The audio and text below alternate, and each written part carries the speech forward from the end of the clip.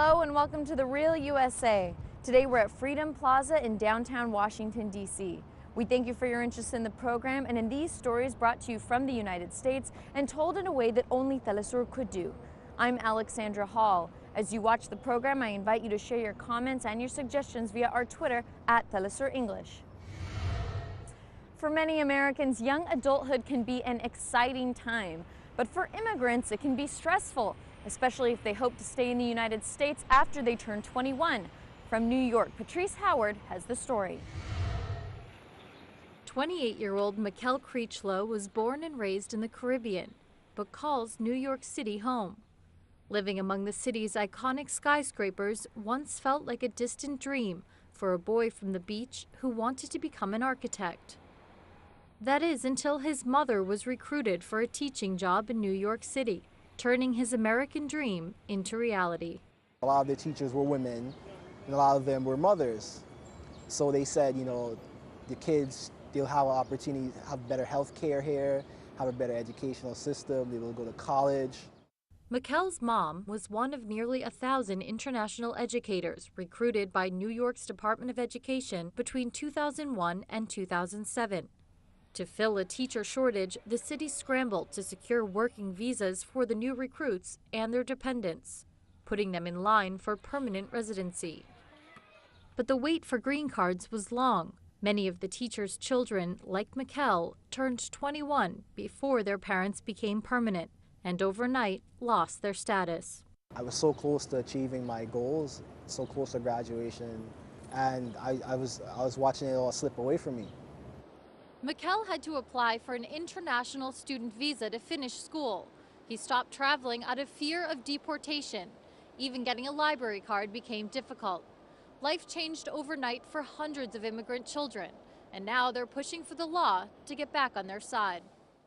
Both members of Congress as well as the administration have been talking all along that what it wants is a strong legal immigration system. They want the system to make sense so that people will follow that system and put themselves on the path to citizenship. Well, the system is simply not going to make sense unless families can navigate it together.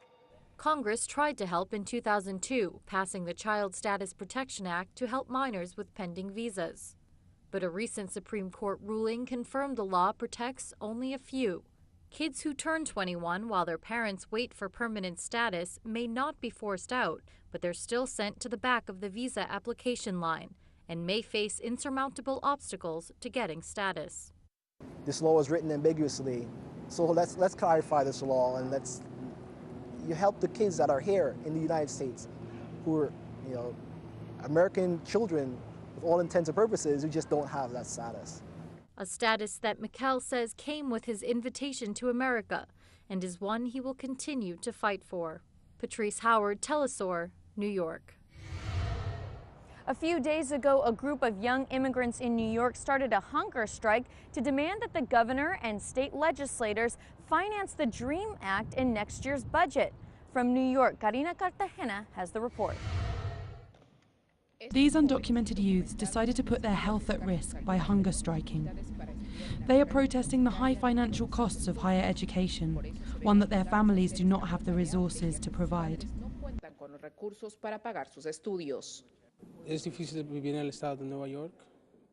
is difficult to live in New York paying rent and helping your parents with bills, while at the same time trying to focus on school or trying to pay or being admitted in college.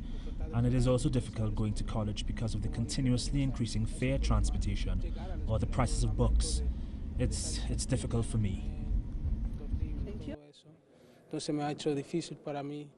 They are part of a group of young undocumented immigrants who are fighting for the approval of the New York DREAM Act, a bill that, if approved, will allow some 5,000 young students to receive financial aid to pursue a higher education. In New York in particular, Dreamers have no access to any kind of scholarships. These days, for the first time, CUNY has been granting some scholarships, but only for those who benefit from deferred action, but not for all the Dreamers. New York's Governor Andrew Cuomo has allocated $27 million for the DREAM Act, but the proposal might be rejected due to the lack of agreements between Democrats and Republicans. They haven't reached an agreement that includes the DREAM Act or other programs that are of interest for the other party or the other house. These young immigrants feel political parties have deceived them with empty promises and are expressing their disappointment. What we can see is the governor, the Democrat leader, playing with the lives of many dreamers and many students that just want to have a better life for their families. We need the DREAM Act. Many years have passed already, and there are many of us who need this. This is not simply a bill, but the lives of many of us. They've been hunger striking since last Wednesday. They say they will keep going with their fight until April the 1st, the day when the budget for the New York DREAM Act should be approved. Karina Cartagena, Telesur, Nueva York. For many people in the United States, the struggle for immigration reform can seem like a never-ending story. Our correspondent Mary McCarthy spoke to Arturo Hernandez, a Mexican immigrant who has even resorted to living in a church. This is where Arturo lives, a single room in a church basement. It feels like a cross between a university dorm room and a prison cell. Yo tengo ahorita aquí ya más de 2 meses viviendo aquí. I've been living here for over 2 months. It has been very difficult not to be at home, not to go to work every morning, and then come back to my house with my family and have dinner together. Ir a trabajar, regresar en las tardes a la casa con mi familia, ¿no? El cenar juntos. When Arturo received a deportation order last fall, he didn't want to return to his native Mexico, which he'd left 15 years ago, and leave his wife and 2 daughters behind. A nearby church offered him sanctuary, a place to live while he fights for the right to stay in the U.S. He feels safe here, since immigration officials have a policy of not arresting immigrants in religious buildings. Ha sido difícil. Pero así es un sacrificio que hago por yo estar con mi familia. It's been tough, but this is a sacrifice that I have to make in order to be with my family here in the U.S. I feel that the outcome will be good and that I'll be able to change my status. It has been hard, but on the other hand, there have been many people who have helped, many good people, members of the church and of other churches that have supported me. I feel good about this. Miembros de otras iglesias que me están apoyando, entonces he estado muy apoyado por estas personas y me he sentido bien. When Arturo first heard about the new rules announced by Obama, he was sure he would qualify. But since he had already received a deportation order, he's been told that he's not eligible to apply for legal status. Tenemos un problema que este programa de Obama lo está dejando también. We have a problem, which is that this program that Obama promotes, it is something that people in the immigration department have a say on. And these people are very close-minded, and they don't do a good job looking into each individual's case. Instead, they always deny people the chance to change their immigration status. Casos de cada persona y todo el tiempo están negándole a las personas el poder arreglar su situación. Denver immigration lawyer Hans Meyer says there's a profound irony to Arturo's case. It took people like Arturo to go into sanctuary, to refuse and to stand upon their principles against being deported and to ask for community protection. It took people like Arturo around this country doing that in order for the Obama administration and the Department of Homeland Security to even have this internal conversation and change their enforcement policies. And the frustrating thing is, so many people, including Arturo, have done that, yet Arturo hasn't yet been able to benefit from those same discretion policies that the administration agreed were important and have implemented. For Arturo's wife and 2 daughters, the youngest of whom was born in the U.S., it's been a long few months. They visit him here at the church, where members of the congregation and other immigrant advocates continue to fight his deportation. To have people that have lived here and worked here and raised a family here, to have them separated from their family, Arturo to be separated from his family just breaks your heart. Several members of Congress have called for a stay of deportation for Arturo, but even with that support, immigration officials are refusing to budge on his case. Mary McCarthy for Telesur, Denver. For many people in the United States, the struggle for immigration reform can seem like a never-ending story. Our correspondent Mary McCarthy spoke to Arturo Hernandez, a Mexican immigrant who has even resorted to living in a church.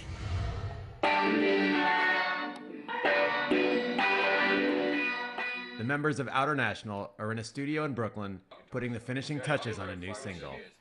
But while the band is concerned about getting the final mix just right, they also have much bigger concerns about the state of the world. We have a situation where the United States and the economies of the United States penetrate, exploit, and then subjugate so much of the third world. I'm living, I'm breathing, I'm fighting and dying. Formed in 2008 in New York City, Outer National calls itself a revolutionary rock band, and its music has a decidedly political message. 2 years ago, they released the concept album Todos Somos Ilegales, We Are All Illegals, about the border between Mexico and the United States. The border is blocked off for people to cross north, yet all day, trucks full of products and goods are going back and forth all day.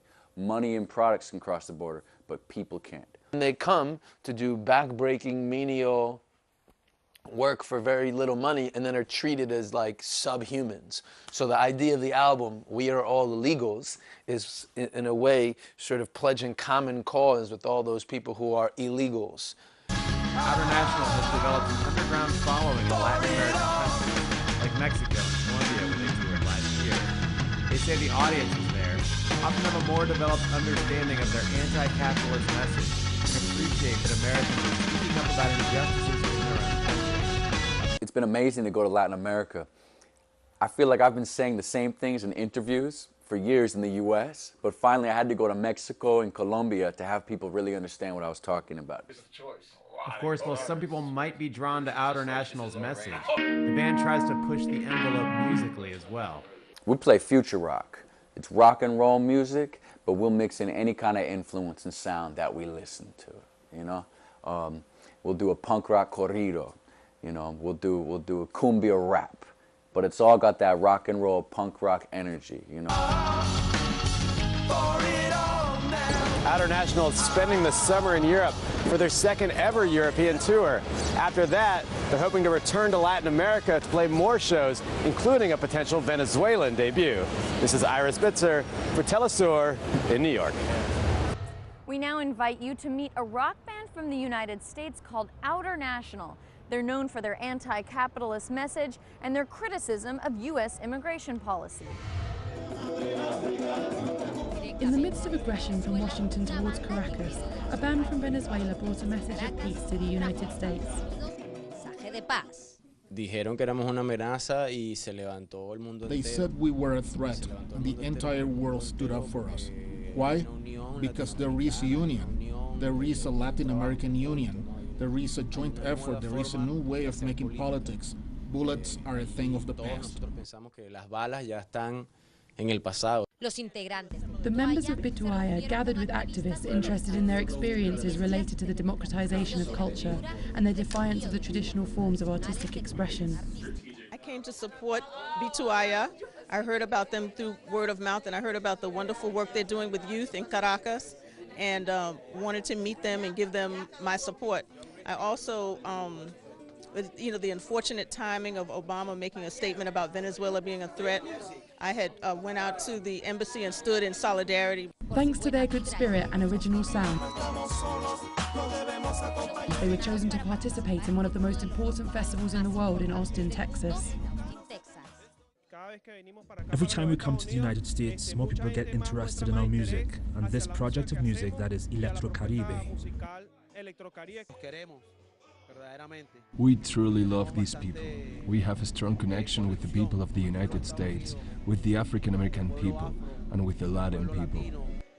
In Washington, they were interviewed by different media outlets, and they didn't miss the opportunity to echo the request that has spread around the world.